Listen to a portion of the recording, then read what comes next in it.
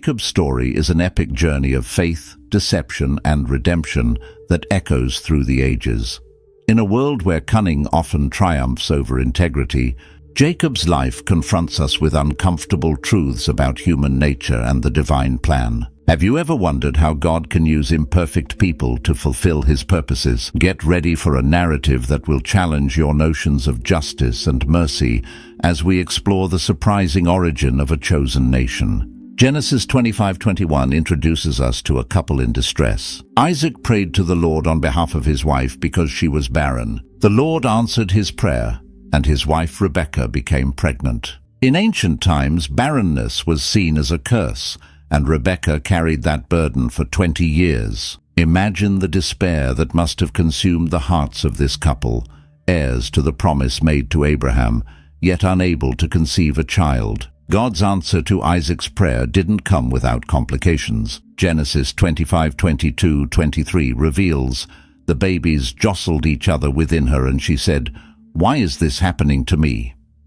So she went to inquire of the Lord. The Lord said to her, "Two nations are in your womb, and two peoples from within you will be separated. One people will be stronger than the other, and the older will serve the younger." Rebekah's pregnancy was a foreshadowing of the conflict that would mark not only the lives of her sons, but entire nations. The divine prophecy overturned the natural order of things. The older would serve the younger. From the womb, God was setting a pattern that would challenge human conventions. Genesis 25:24-26 narrates the dramatic birth. When the time came for her to give birth, there were twin boys in her womb. The first to come out was red, and his whole body was like a hairy garment, so they named him Esau.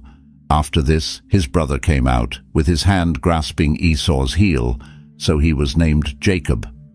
Isaac was 60 years old when Rebekah gave birth to them. The contrast between the twins was evident from birth. Esau, the firstborn, was red and hairy, characteristics that foreshadowed his rugged and impulsive nature.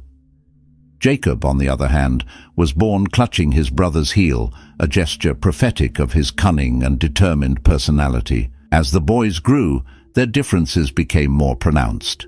Genesis 25:27-28 describes, "The boys grew up, and Esau became a skillful hunter, a man of the open country, while Jacob was content to stay at home among the tents. Isaac, who had a taste for wild game, loved Esau, but Rebekah loved Jacob. Esau became a man of the field, skilled in hunting, embodying the masculine